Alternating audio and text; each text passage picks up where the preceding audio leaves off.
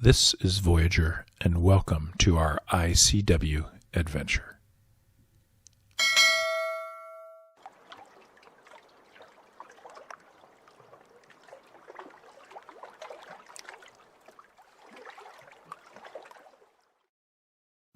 In this video, we visit our last two stops in Florida, completing some 230 miles from Vero Beach to Fernandina Beach. We dig into the issue of slipping sail drives, solve some confusion at a public pier, and get ashore to explore this quaint town on Amelia Island.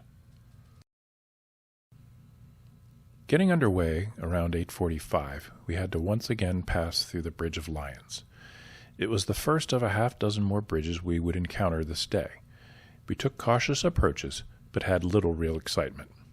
However, the tidal currents were really becoming something to behold.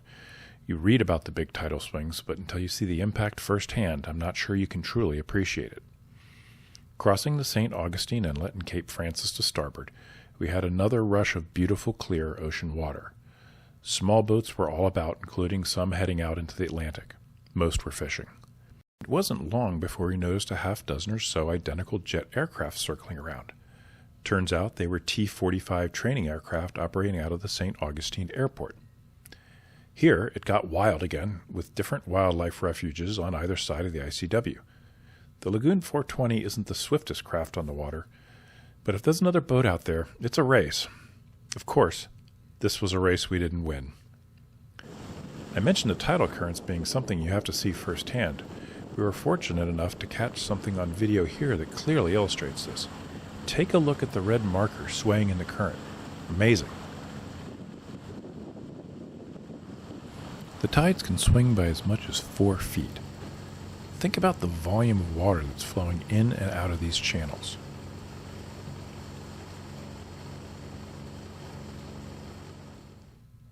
It was along this stretch that we really started to notice the commercial traffic like this tug passing us to port.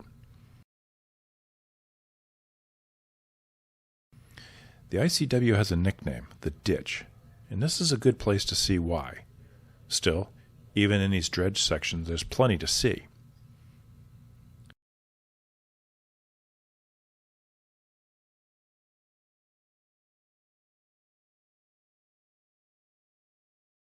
We had just a few more miles left, and a few more bridges, of course, as we closed in on the end of our day. We had one big new adventure left, and that was to cross the St. Johns River. This is a pretty heavily trafficked waterway serving Jacksonville, and we encountered some pretty big commercial ships. I'm glad we made this crossing in daylight and with good weather. Once safely across, we planned to tie up at Sisters Creek Public Dock. But where you do that is not that clear. Fighting a strong ebb tide, we managed to secure ourselves here, but the signage indicated you couldn't stay overnight. Long story short, after some calls to the municipality, we learned that the public dock was actually around the corner and it was full. So we proceeded a bit further up Sisters Creek and dropped the hook for another beautiful sunset and evening aboard.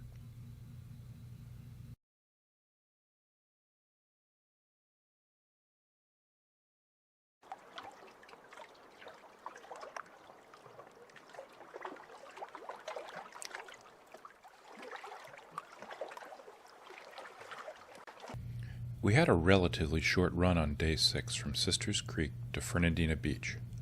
Ahead was some of the most beautiful backcountry we'd seen yet. We could definitely tell we were leaving the heavily populated Treasure Coast of Florida behind. With limited time, we had to pass by many things throughout this entire trip.